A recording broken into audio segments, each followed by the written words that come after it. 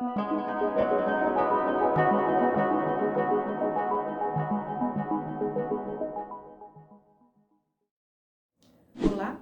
eu sou a Sara Braga e este é o novo episódio da série Sensitivos, Médiuns e Milagreiros do programa Verdades e Mentiras.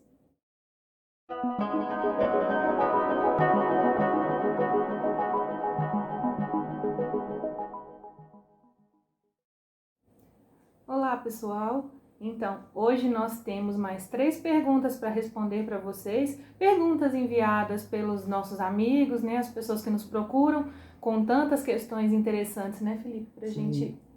Felizmente, as perguntas sempre são muito boas, né? A gente sempre consegue temas interessantes para trazer para o programa. E essas 3 aí, pelo que eu vi, também são bombásticas. Fique atento, porque o negócio vai pegar fogo hoje aqui. Essas são. Vamos lá, primeira pergunta? Vamos lá. Um brasileiro que se diz filósofo afirmou que foi demonstrado cientificamente que a masturbação encolhe e danifica o cérebro, mas não falou a fonte. Isso procede? Dessa vez a gente até que fez uma pesquisa bacana, né? Para responder essa pergunta. De fato, teve um sujeito aí que até faleceu recentemente, um cara que nunca foi filósofo, mas dizia que é filósofo, escreveu alguns livros cheios de bobagem, cheios de coisa, morreu recentemente e alguns seguidores fanáticos dele, inclusive andaram propaganda pelas redes sociais, né? E até em alguns programas tiveram a amparo de alguns governos estaduais aí, dizendo que a masturbação danifica os neurônios e que a masturbação destrói o cérebro, né? Encolhe o cérebro. Ignorância. Né? Gente, por favor, né? Eu não sei de onde esse sujeito arrumou essa informação.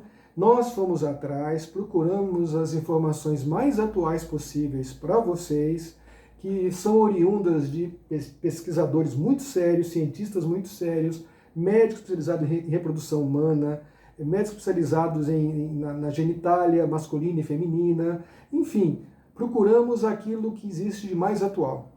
Todos os profissionais que nós procuramos, todos, sem exceção, nenhum endossa a ideia que a masturbação é uma coisa ruim, que é uma coisa que é deplorável e que destrói os neurônios e destrói os cérebros, né, Sara? Gente, é uma coisa tão natural que deveria ser encarada com a maior naturalidade, porque faz parte da natureza humana, animal, gente. Pois é, inclusive, nós tivemos que ler alguns trabalhos, né, alguns bastante interessantes, especialmente em função de algumas seitas, algumas religiões modernas, andarem tentando convencer seus seguidores que a masturbação é algo que é criado por influência demoníaca, influência satânica, né? Que ela deve ser evitada, deve ser contida, porque Deus não gosta de pessoas que praticam a masturbação e que isso só acontece por influência do diabo. Gente, por favor, né? Poxa, vamos ter um pouquinho de bom senso, né? E pelo menos ter a curiosidade de pesquisar, de estudar um pouquinho, ao invés de seguir cegamente gente estúpida só porque aparece na televisão como se fosse líder religioso, como se fosse o sábio, dono da verdade. Vamos pesquisar e tomar muito cuidado com esses fanáticos que andam por aí, porque alguns deles são pessoas muito perigosas, que aparecem na televisão, criam religiões novas e seitas novas, mas estão sempre preparados para extorquir as pessoas, com muita maldade e muito desamor. Então, gente, olha, muito pelo contrário. O que nós vamos contar para vocês aqui é a verdade crua e nua, independentemente de qualquer pensamento, de qualquer fé, de qualquer opinião pessoal. São fatos científicos, né?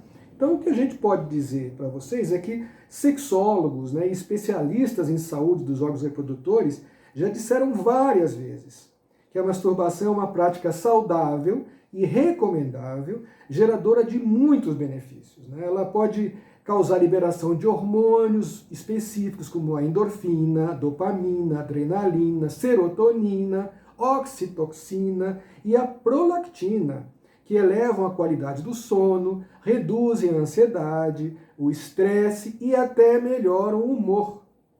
Como ela estimula a atividade de endocannabinoides, a masturbação também reduz dores e inflamações, além de dinamizar o sistema imunológico, e se sabe também que com isso ela eleva a autoestima, a concentração, melhora o desempenho sexual e, olha, pode até baixar a pressão arterial.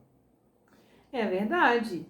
É uma pesquisa muito interessante, né? Inclusive, uma pesquisa de 2019 feita pela Universidade de Harvard concluiu que os homens devem se masturbar pelo menos 21 vezes por mês para prevenir o câncer de próstata, Sim, né? Verdade. E é interessante essa pesquisa. Eles também disseram que essa prática pode reduzir em até 33% a chance de desenvolver essa doença. Sim.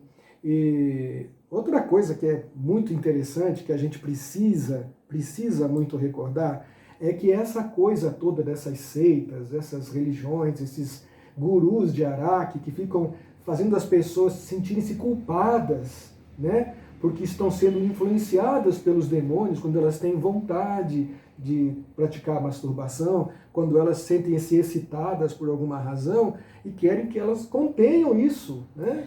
Um parêntese interessante aí nessa sua colocação é que muitas mães, muitos pais, irmãos mais velhos falam para as crianças que têm o hábito, né? Muita criança e descobre-se naturalmente, Sim, né? Pequenininha sim. mesmo.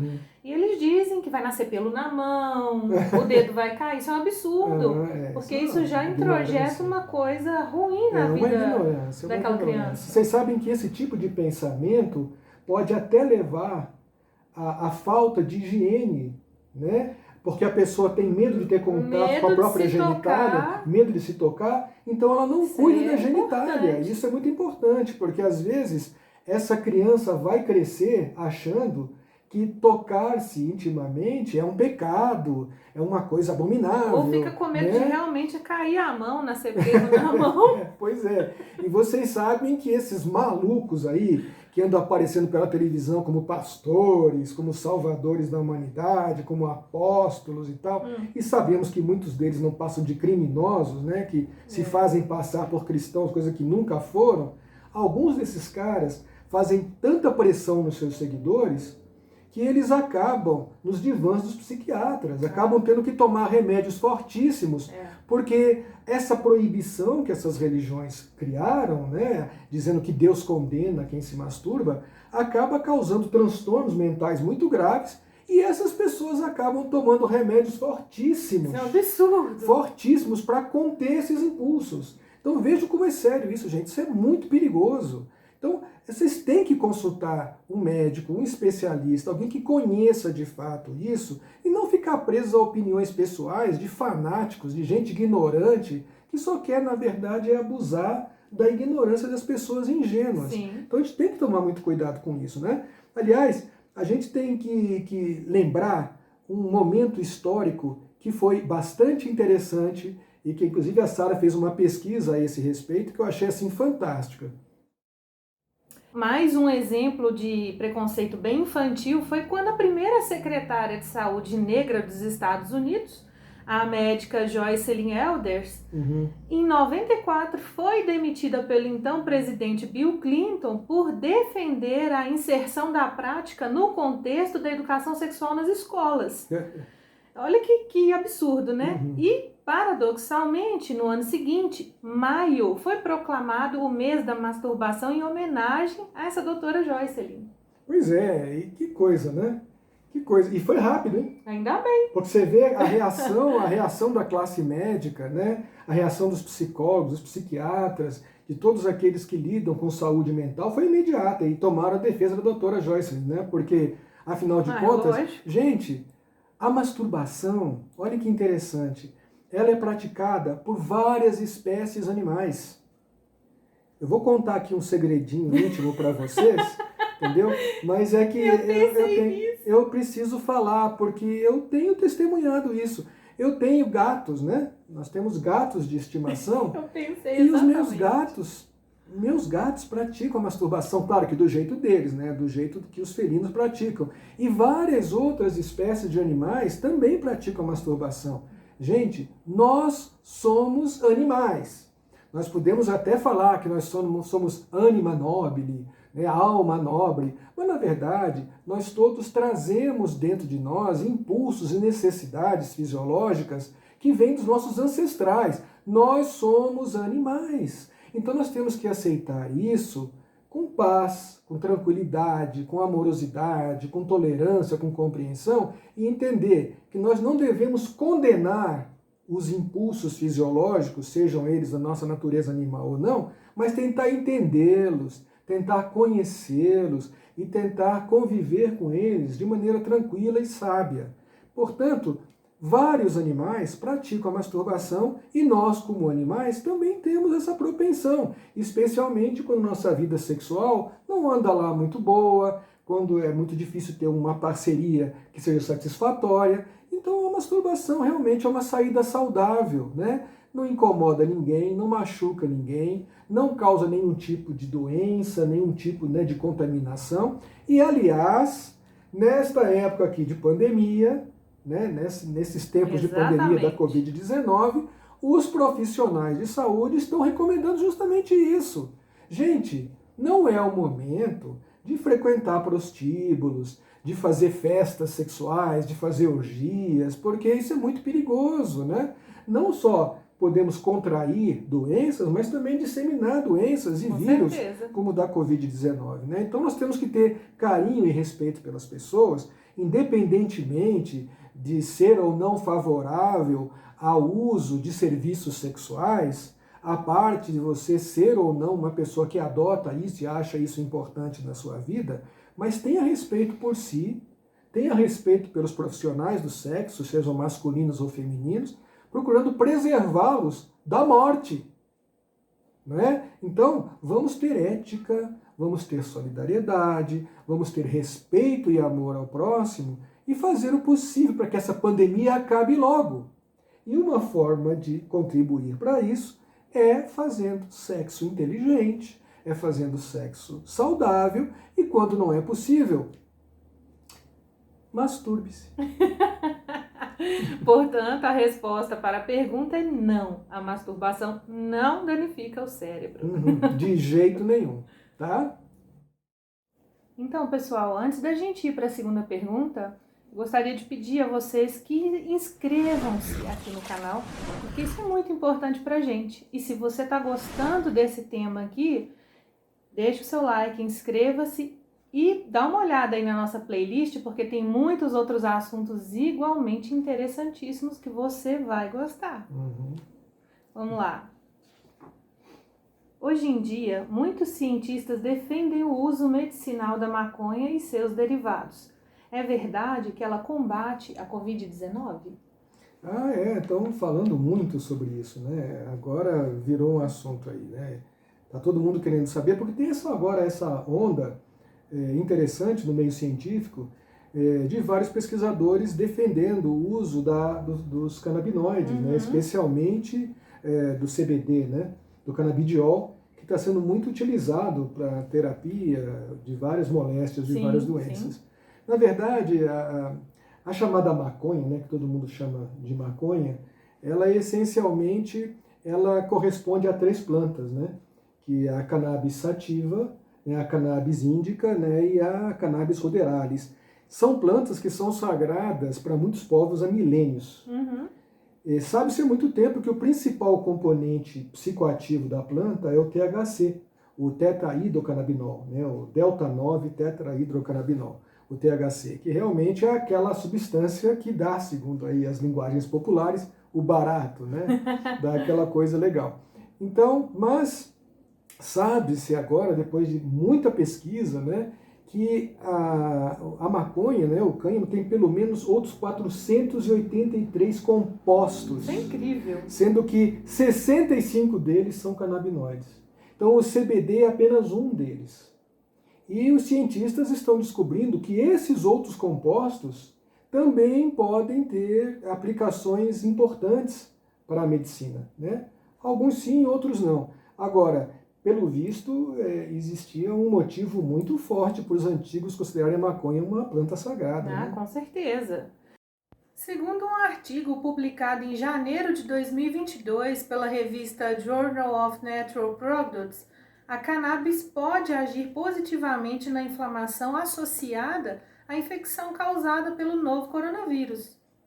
E um estudo realizado em camundongos com THC administrado por via intraperitoneal diminuiu essa inflamação dos pulmões, permitindo 100% de sobrevivência. Nossa, bem interessante isso. Muito né? legal. É uma coisa que pode abrir novos caminhos, né, para a pesquisa científica, né?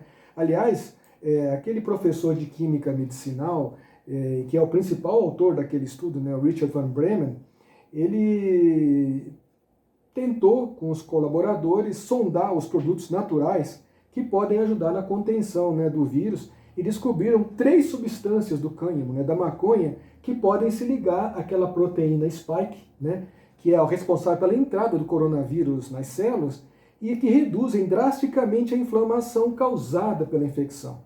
Mas isso, veja bem, pessoal, isso aí é na forma extraída das substâncias. Né? Os pesquisadores da Universidade de Oregon, da Estadual de Oregon, nos Estados Unidos, verificaram que 2 compostos ácidos encontrados em plantas do cânhamo só se tornam canabinoides ativos após a aplicação de calor. Portanto, só fumar a maconha em nada vai interferir nos processos de infecção da Covid-19. Exato. Né? Olha, isso não invalida, é claro, os vários estudos que têm demonstrado que fumar a maconha de forma consciente, de forma sistemática e orientada por profissionais qualificados pode reduzir muito, né, os problemas de saúde que têm afetado tantas pessoas e que a medicina não vinha encontrando outras soluções. Por exemplo, sabe-se que a maconha fumada ela pode gerar muitos benefícios físicos e mentais, por exemplo, combatendo a epilepsia, o câncer, o mal de Parkinson, inclusive, ao contrário do que muitos imaginavam, reduzindo problemas de memória. É incrível, viu? É incrível. Inclusive, no Brasil, o uso medicamentoso dela foi aprovado ano passado, em 2021, pela Anvisa. Ah, foi. Isso mesmo.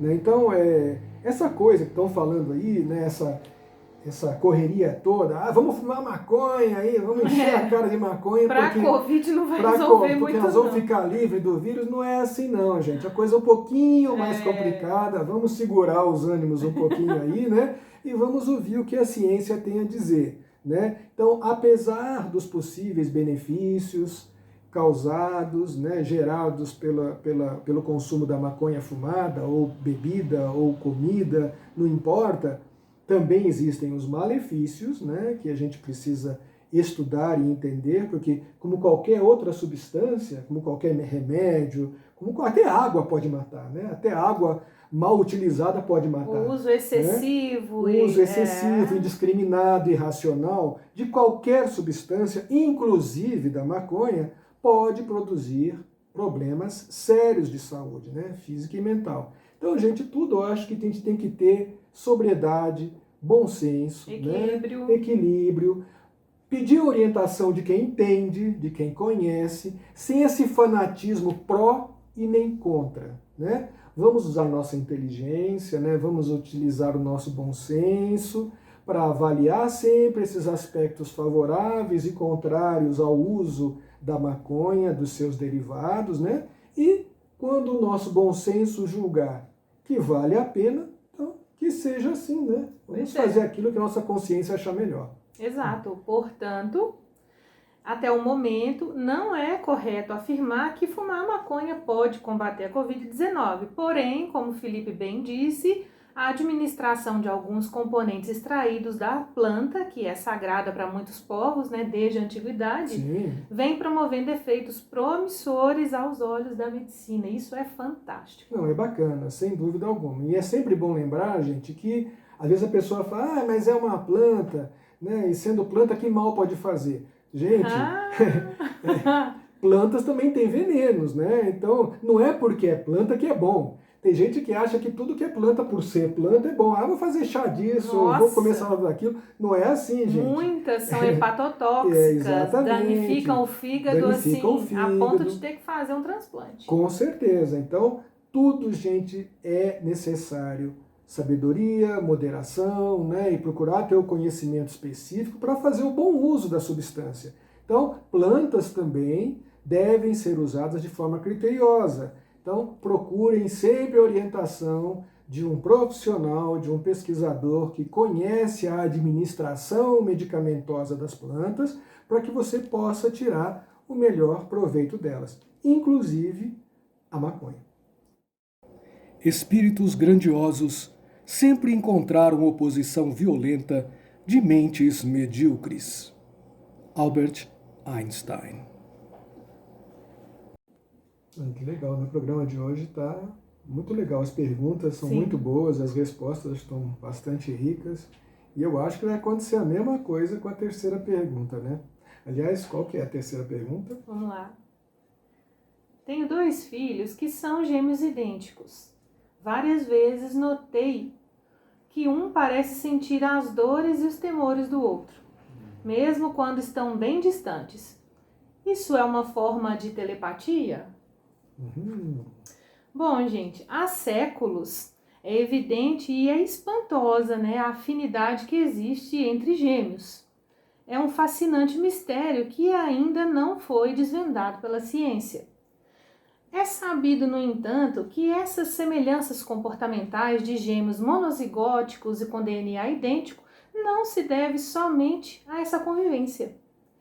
Um estudo que foi realizado nos Estados Unidos com gêmeos idênticos criados longe um do outro, por exemplo, mostrou que eles costumam dividir os mesmos medos e fobias. Além disso, milhares de histórias evidenciaram que vários gêmeos têm hábitos, preferências alimentares e músicas iguais, mesmo quando separados desde tenra idade e levados a crescer sem convívio, em famílias diferentes, né? A gente conhece muitos casos desse, né? Isso já vem desde o tempo da metapsíquica do Charles Richer, do criminalista francês Charles Richer. Depois a parapsicologia também acompanhou vários casos desses. Em princípio, né, definir-se-ia, né, a telepatia como uma transmissão de pensamento, né? Então, quer dizer, seria uma comunicação entre 2 cérebros sem qualquer espécie de interface artificial. Sim. Sem telefone, sem celular, nada disso. Então, seria alguma coisa que possibilitaria 2 cérebros trocarem informações, naturalmente, à distância, né? E sem qualquer forma de vínculo que pudesse ser verificável. Então, a ciência não aceita isso como uma realidade ainda, porque não foi encontrada na estrutura do cérebro nenhuma coisa que pudesse proporcionar esse tipo de comunicação, né? Mas isso não quer dizer que ela não aconteça, quer dizer que a ciência não conhece e que ainda não aceita, né? Aliás, a gente sabe que o fato de nós não termos descoberto ainda no cérebro mecanismos que proporcionem essa comunicação existe já há muito tempo, né?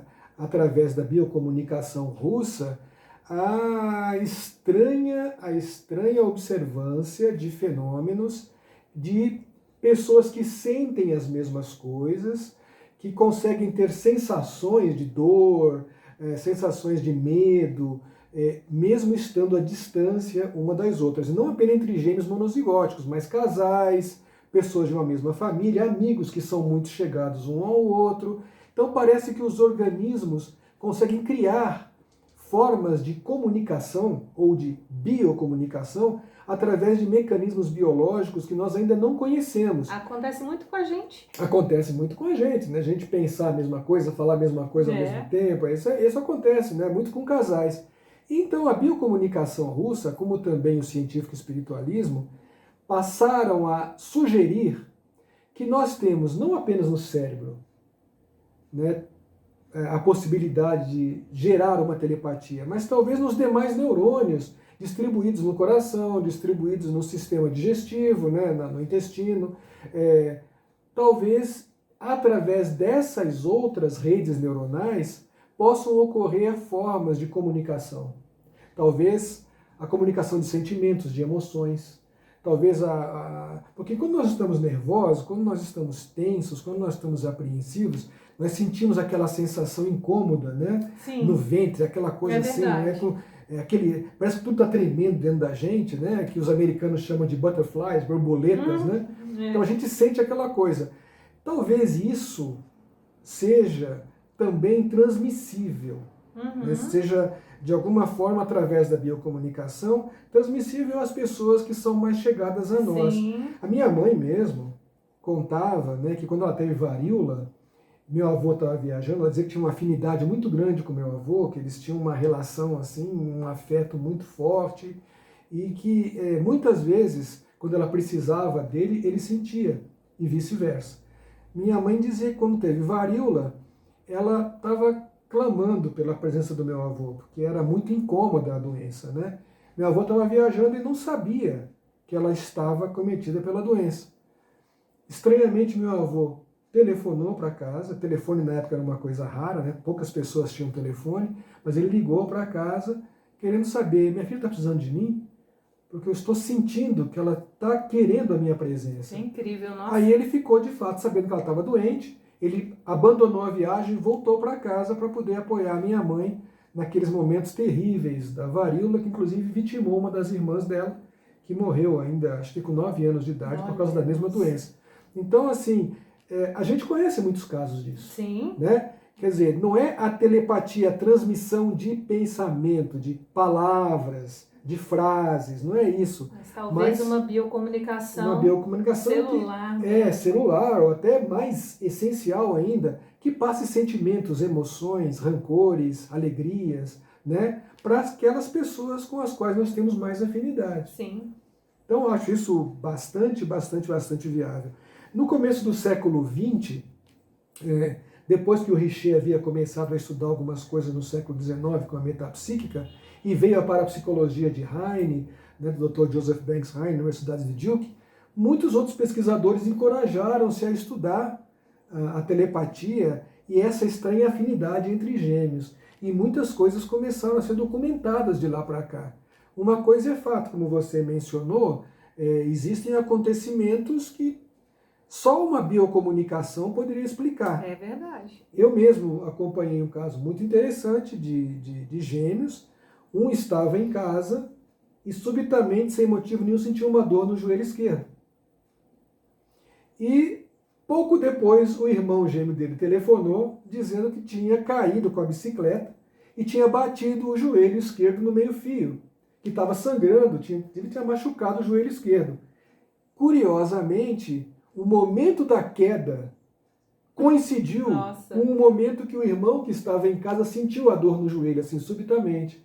Então, é um dos muitos exemplos que a gente conhece. Mais né? impressionante ainda, me lembrei de um aqui, foi até noticiado na época, parece, não me lembro bem, que eles foram separados ainda bebês, e depois, por algum motivo, adultos se reencontraram. E eles descobriram que tinham gostos extremamente semelhantes. Marca de cigarro, jeito de se vestir, até o nome das esposas parece que eram os mesmos nomes. O cachorro deles era da mesma raça e tinha o mesmo nome também, o cachorro. Nossa, muito louco. Então foi isso mesmo, né? Foi isso mesmo. Eu lembro desse caso e tem outros casos assim.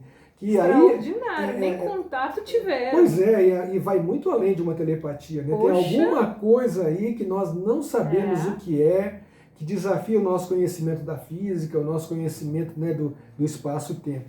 Agora, aquele caso que você documentou outro dia, que eu achei muito interessante, daquelas irmãs no hospital, sim. Aquilo foi fantástico. Foi fantástico. Foi em outubro de 95, nasceram prematuramente em Massachusetts as gêmeas Kiri e Brielle Jackson, pesando menos de 1 quilo cada, foram imediatamente colocadas em incubadoras para que pudessem se recuperar e ganhar algum peso, né? Em alguns dias, notou-se que o desenvolvimento da Kiri estava indo bem, ao contrário do que acontecia com a Brielle, que não estava ganhando peso algum. Ela chorava muito e, como consequência, apresentou um perigoso quadro de hipóxia, né, que é um baixo índice de oxigênio no sangue. Nossa, é impressionante. E movida pela frágil situação dos bebês, né, a enfermeira Gayle Caspari, teve a feliz ideia de unir os 2 bebês numa mesma incubadora. Isso foi muito interessante, né? A Gayle, eu lembro desse depoimento dela, né, para a imprensa. Isso foi noticiado no mundo inteiro, porque a Gayle, sendo já uma enfermeira experiente, que já viu muito neném nascer, né, morrer e ter problemas de saúde e tal, ela teve uma ideia Nossa, que foi sensacional e que tem tudo a ver com a biocomunicação soviética e com a visão científica e espiritualista da biocomunicação. foi demais. Ela juntou os dois bebezinhos, né? Inclusive tem até uma foto famosa que eles estão abraçados, né? Sim, foi o que tornou a matéria mundialmente conhecida. Porque eles estão abraçados. E interessante é que a nenenzinha que estava com problemas de saúde, que estava fraquinha, e até pensava que ela pudesse morrer, né? Por causa da hipóxia e tal. Em poucos minutos. Ela foi recuperando, ganhando cor. Gente, incrível. As duas bebês saíram dessa fria, cresceram, ficaram duas jovens bonitas, saudáveis, né? Contra todas as expectativas, né? Então, não é telepatia? Não é telepatia, mas é uma biocomunicação que pode ser a base da telepatia que a ciência ainda não aceita. Talvez essa afinidade entre os gêmeos, que é biológica, esse carinho, esse afeto, essa relação de amor natural, né, que ligava essas gêmeas monozigóticas, tenha passado uma força, passado alguma coisa para outra que a fez recuperar-se, né? Que a fez ficar mais forte. Sim, como elas eram idênticas, né? Geneticamente idênticas, a que estava forte, automaticamente, instantaneamente, foi recuperando o corpo da outra. Pois é o que a gente é levado a pensar, né? Porque isso não é uma coincidência, né? Isso não é uma pode coisa. ser. Não, isso não é uma coincidência. Até porque, como nós já falamos antes, já aconteceram muitos casos assim, casos até assustadores, que a própria medicina fica espantada porque tem dificuldade de encontrar uma explicação racional para tantas, entre aspas, coincidências, né, que acontecem, e também no âmbito da telepatia. Eu acompanhei um caso muito bacana também de gêmeas monozigóticas, isso é fantástico, que elas têm uma afinidade tão grande que quando você conversa com elas, às vezes as duas respondem a mesma pergunta juntas, com a mesma frase. Nossa! Então é uma coisa assim que chega a assustar, entendeu? Porque é como se você falasse com uma, mas as duas respondessem aquela mesma pergunta. E elas respondem com a mesma frase, como se elas tivessem combinado responder daquele jeito. Então, aí parece sinalizar que os pensamentos estão afim. Bem sincronizados. Estão bem sincronizados, né? Porque é difícil explicar de outra forma, né? Esse tipo de reação muito a uma pergunta, né? Bom, gente, estima-se que existem cerca de 100 milhões de gêmeos no mundo e é bem verdade que as supostas comunicações telepáticas não são relatadas pela maioria. E, a despeito das esporádicas pesquisas feitas para documentar esses casos, a ciência não admite a existência da telepatia. No entanto, os casos extraordinários de aparente biocomunicação, como das bebês gêmeas que citamos, indicam que as pesquisas precisam continuar e sinalizam que a ciência poderá mudar de posicionamento num futuro não muito distante. Aliás, eu acho que neste ponto aqui, nós não podemos de forma alguma deixar de citar, né, a parte das controvérsias, a parte da concordâncias e discordâncias entre cientistas e médicos e neurocientistas sobre essa questão, nós não podemos deixar de citar um livro muito interessante, né? Um livro chamado Grande Livro dos Gêmeos, de 1999, que foi feito por uma psicóloga infantil holandesa chamada Cox Venstra Jansen. Ela mora em Valência, na Espanha, há muitos anos, e nesse livro ela descreve vários casos que sugerem telepatia entre gêmeos. E esse trabalho dela não é o único, né? Existem outros trabalhos publicados aqui e acolá em periódicos científicos ou paracientíficos, especialmente de parapsicologia, né? Que denotam uma ressonância de sentimentos e de pensamento entre gêmeos monozigóticos que é, no mínimo, sugestiva de telepatia. Né? A gente não pode simplesmente se basear ou achar que são apenas casos de sincronicidades, né, como chamaria Carl Gustav Jung, né, quer dizer, coincidências, né, apresentadas ao longo da vida.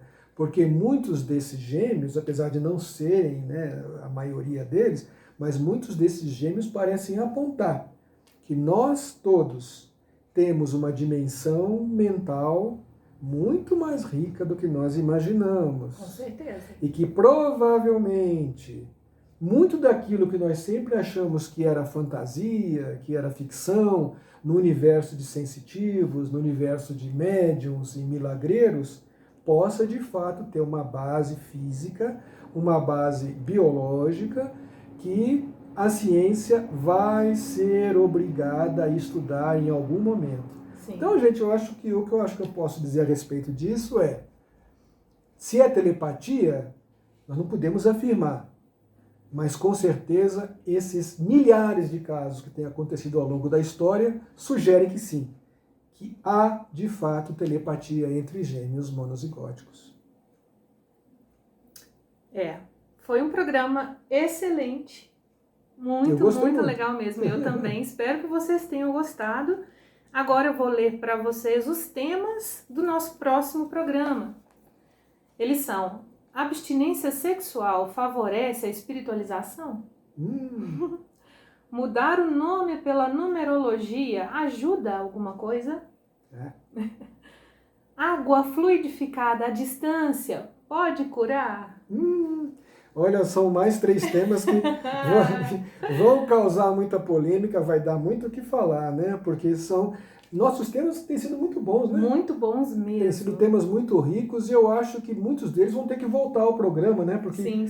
tem sempre novos detalhes surgindo, comentários interessantes que vão aparecendo, descobertas que vão sendo feitas, né? Que podem enriquecer a temática. Então, gente, acompanhe a gente, né? Acompanhe, porque Verdades e Mentiras é um programa novo, mas a proposta dele é justamente nos ajudar e ajudar você aí a poder definir melhor quais são as grandes verdades e mentiras que têm afetado as nossas vidas e que têm proporcionado o avanço ou o atraso da sociedade humana. E olha que tem muitas, hein? Sim. Tem muita mentira por aí que parece verdade e tem muita verdade que a gente nem imagina que é verdade. É verdade. Então, acompanhe aí Verdades e Mentiras, né? E não esqueça, por favor, de fazer os seus comentários, ativar o sininho, que sempre ajuda a gente, né? Poxa, né? E inscreva-se no canal, porque isso vai nos incentivar, vai nos encorajar naturalmente, porque é um prazer para nós, né? Fazermos essas pesquisas, trazermos essas soluções, essas questões à baila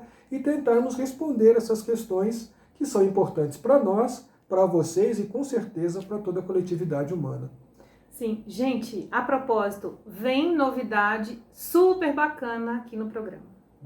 Vocês não podem perder, fiquem de olho nas notificações aí, porque vem coisa muito bacana e impactante aí para vocês. Eu tenho Boas certeza surpresas. que vocês vão gostar muito. E reformulações no programa também. Sim. Porque nós estamos aprendendo, nós estamos aperfeiçoando, nós estamos corrigindo os nossos erros, nós estamos aprendendo a fazer isso aqui um pouco melhor. Então acompanhem e nos ajudem. Mandem sugestões, mandem críticas, o que vocês acham que pode melhorar. Então nós estamos aí à disposição para fazer o melhor para você. É isso aí, gente. Muito obrigada, um grande abraço e até o nosso próximo programa. Tchau. Tchau, tchau. Obrigado.